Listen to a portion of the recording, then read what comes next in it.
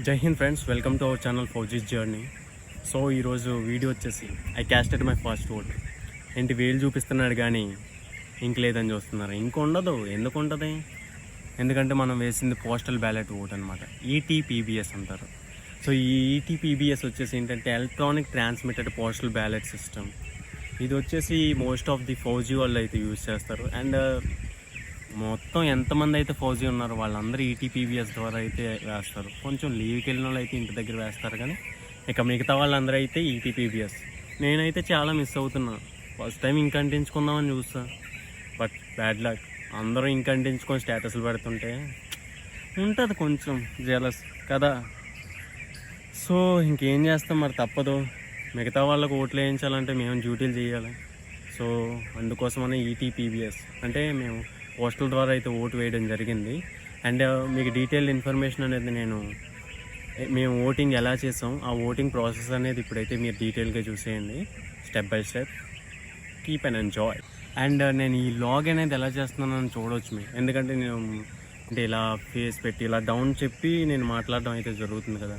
So ఈ video ఎలా తీస్తున్నానో మీరు కూడా ఒకసారి చూసేయండి. చూస్తున్నారు కదా, ఇలా చెట్టు మధ్యలో పెట్టి అయితే నేను ఇలా వీడియో తీస్తున్నాను. And this is the process. ఏం చేస్తాం మరి, ఇంకెవడో వీడియో మనకైతే తీయడు. సో అలా చెట్టు మధ్యన పెట్టి అయితే నేను ఇలా వీడియో తీస్తున్నాను. And watch and enjoy. So ఇక్కడ ఏంటంటే మనకి ఇప్పుడు పోలింగ్ బూత్ వల్ల అయితే మా యూనిట్ ఆఫీసర్కి ఒక మెయిల్ అనేది చేస్తారు. ఆ మెయిల్లో ఏముంటాయంటే మనకి ballot paper and form 13C and 13B and form 13A కూడా ఉంటాయి. సో ఇక్కడ ఇమేజ్లో అయితే చూస్తున్నారు కదా, 13B ఫామ్ వచ్చేసి మనకి కవర్ A మీద అటాచ్ చేయాలి. అండ్ 13C ఫామ్ వచ్చేసి మనకి కవర్ B మీద అయితే అటాచ్ చేయాలి.